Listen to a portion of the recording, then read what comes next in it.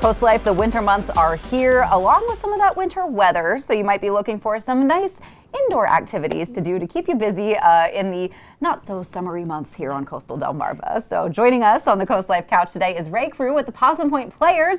We love having the Possum Point Players join us. And we love joining you. Oh, thank you. Yeah, thanks for coming in today. So we've talked to you guys about a number of your shows that you've done throughout the last couple of months. Tell us what's coming up. Well, The Curious Incident of the Dog in the Nighttime is very different. Sounds like it, yes. just by the title alone. It is very different. It's based on a book by Mark Haddon that's been around, I think, since 2013, 2014, something like that. It's the story of a 15-year-old kid, Christopher Boone. It's all set in England. It's all there. He's a math genius. He's on the spectrum, and he sees the world very differently from the way you and I see it, people that aren't on the spectrum. And that's essentially the perspective from which the story is told. I read the novel when it first came out and was blown away. I saw a movie. This is a perfect film. I could see the screenplay, the shots. And then I heard this guy named Simon Stevens turned it into a play. How is that even possible?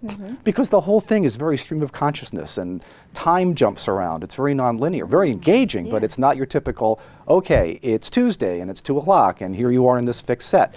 Because everything you're seeing through Christopher's mind. You're not seeing it through yours. So the key to enjoying this, and actually it goes beyond enjoying, it's an all full body experience, is to get out of your head and to get into his.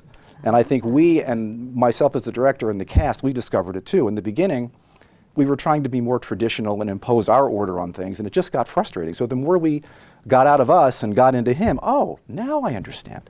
Now we get it. I was going to say, as the director, how do you kind of go from, what you read as a very cinematic book and cinematic shots to a live stage performance with the story? Well, part of what we did was to make it in part a cinematic experience. So there's a lot of backstage projection and sort of this immersive feel that, okay, if you're in a London train station now, and you truly are, and now you're walking down a street in Willesden, and now so I think to that extent, it's not all in the mind of the audience. We actually do pull them in that way. But I am very grateful for the cast that I have because it's very collaborative.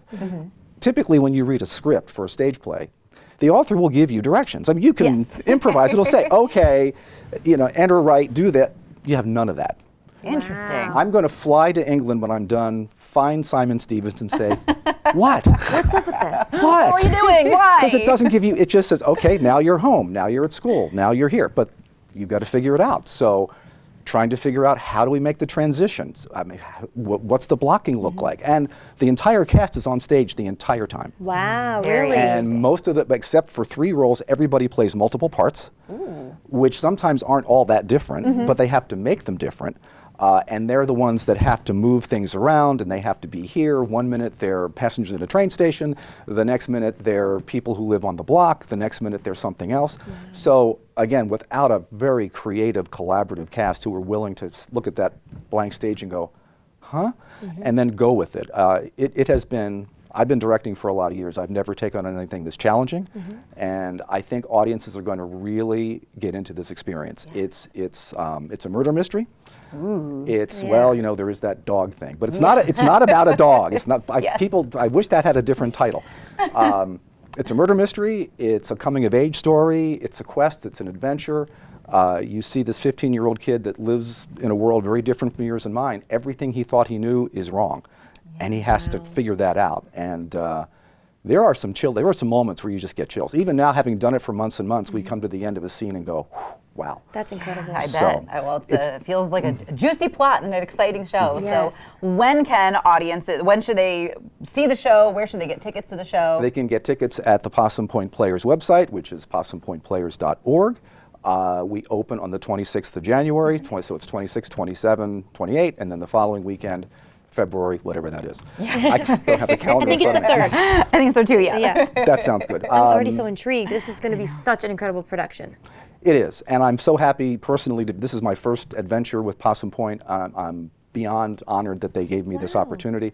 And I don't know. I mean, look, people kind of take theater for granted. It's there. People do it who love it. I've seen a lot of community theaters in my life all around the country. I've never seen one as professional, as organized, that are willing to take, not risks really, but step outside the norm, Yeah, right? definitely. We got to get new audiences. Yeah. Well, this is how you get them. Definitely. Yes, Wow. well, a lot to look forward to towards the end of this month, so make sure you get those tickets. You don't want to miss it. It's going to be a great show. Don't go anywhere, though, because coming up on CoastLife, we, if you've been thinking about joining the real estate community, have a couple of experts that we'll be talking to. You know it. Our friends at the Parker Group are coming up next, so stay right there.